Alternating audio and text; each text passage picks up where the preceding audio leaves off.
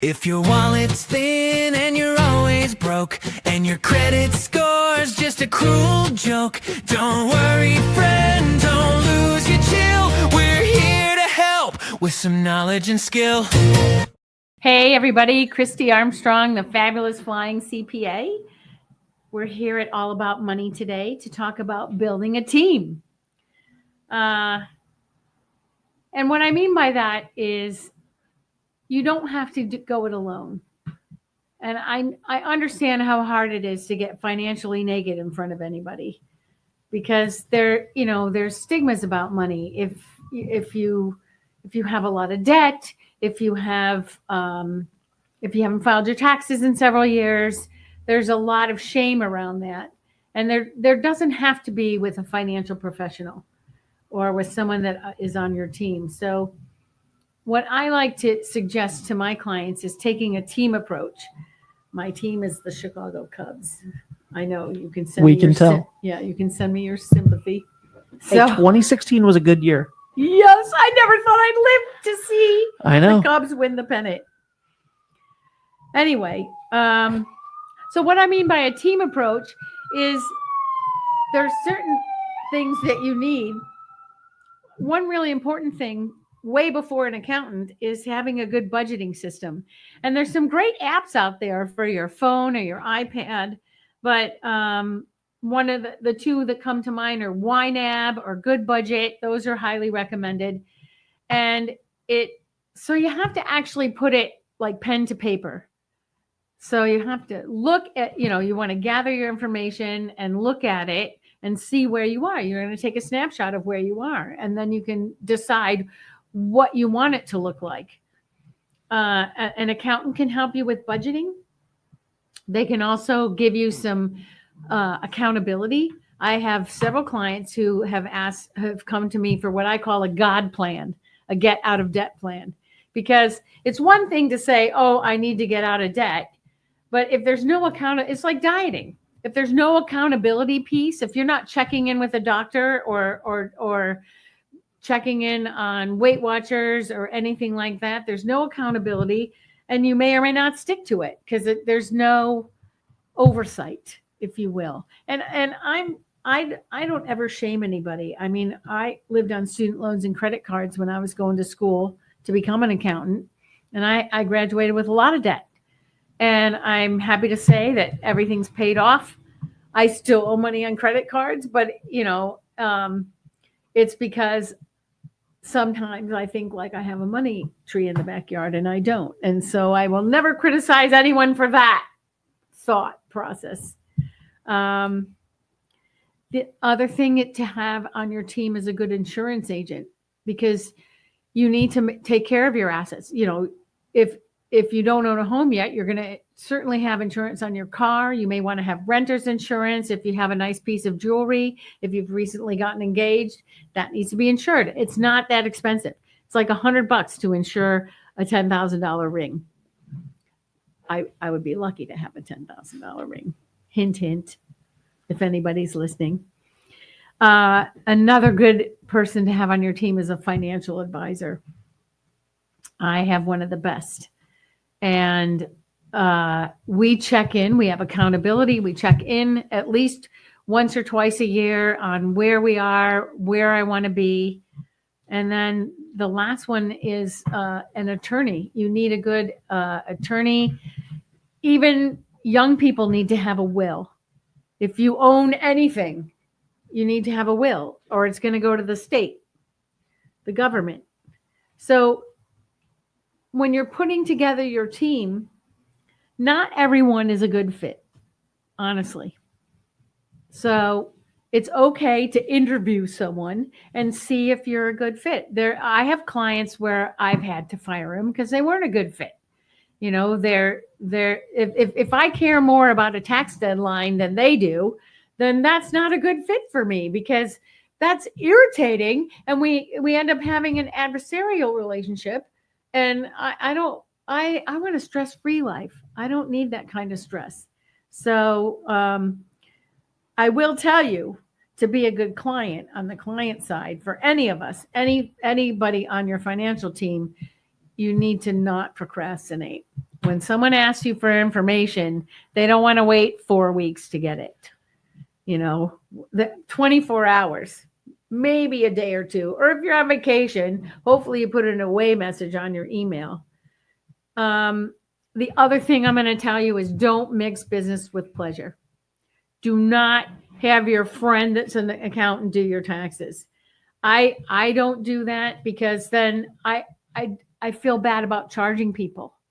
And I need to make a living.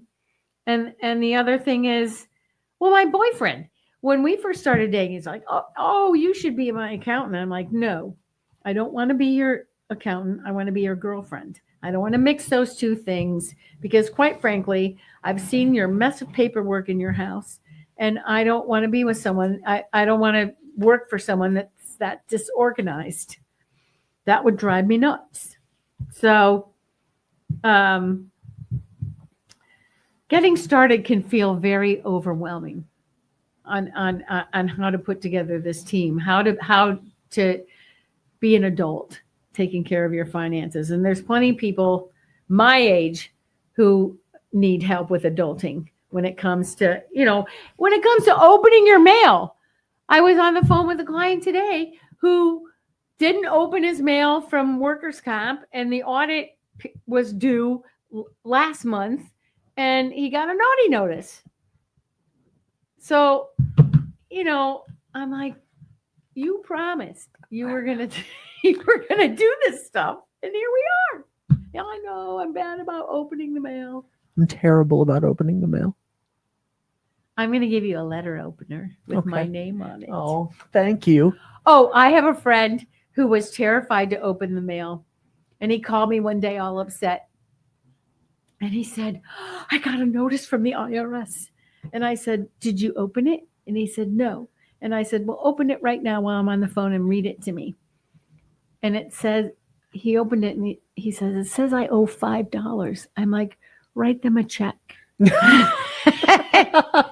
Yes. Yeah. He's like, oh.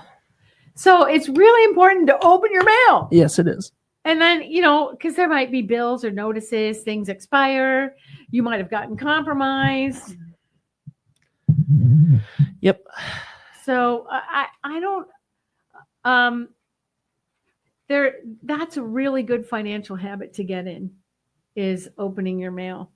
And I know that's off topic because we're talking about building a team, but it's important for your team that you open your mail. No. It's very important. It's very important. I got an update. I got a letter in the mail yesterday from Hyundai that I was terrified to open. And when I finally did open, I was like, what could this be? What is wrong? Like, are they going to repossess my car? Like, what is happening? Did I not make the payments on time? I made the payments on time, right? And it was just like, the holidays are coming up. And I was like, I'm gonna like, I had a pit in my stomach looking at the mail, and I just didn't open it for a few days. And then I opened it, and it was literally just like, holidays are coming up. If you're looking to blah, blah, blah, blah, blah, blah, blah. And I was like, never mind. This is terrible. Like, what is wrong with me? Why am I so scared of everything? Well, believe it or not, I have that same fear of the IRS or the state of Rhode Island. I get, a lot of times I'm power of attorney on someone's account, and I'll get a notice from the IRS or the state of Rhode Island in my mailbox, and my head goes right to, oh, I screwed up. And you know what? I think maybe once in 20 years, it was me making the mistake. Yeah. It's usually my client forgetting to give me a tax document or not telling me about something. But I totally relate to that fear. Yeah. But, it's a piece of paper, people. Just open it. Well, you know what would have made me feel better about that? Setting up automatic payments. Oh, yeah. Yeah. Then you don't have to think, oh, shoot, I didn't make my payment. Yeah. Well, that's one of the things we're going to talk about today. So, like I said, getting started can feel overwhelming. And opening your mail wasn't even on my list, but it is really important. So let's just do like a 4-week plan. So week 1, let's work on getting organized. Make a list of your assets, meaning your bank accounts, your investment accounts, your whatever your fixed assets are, a house, a car, and then make a list of your liabilities, and then also make a list of your income you have coming in every month and your regular expenses, and pick a budget method, whatever budget method you want to use. You don't have to get one of these apps, but you need something to track everything. You can just use a spreadsheet if you want. I'm the queen of spreadsheets. So let's just start with getting organized, and that includes opening your mail. If everyone here that's listening wants a letter opener, let me know and I'll send you one. So week 2, open or consolidate your accounts and automate payments. So I automated all of my payments years ago because I love to travel and I'm terrified. And we're going to talk about credit scores in another session, but I'm terrified of ruining my credit because good credit is really important. So one of the things you can do is automate all your payments. And even, on a credit card, you may not want to pay the whole balance. You may not be able to, but automate so it takes out the minimum payment. So everything gets paid on time. Everything always gets paid on time. That's really important. And I have a separate account for my really important payments. So mortgage, health insurance, things that would be devastating, car payment that if they didn't get paid on time.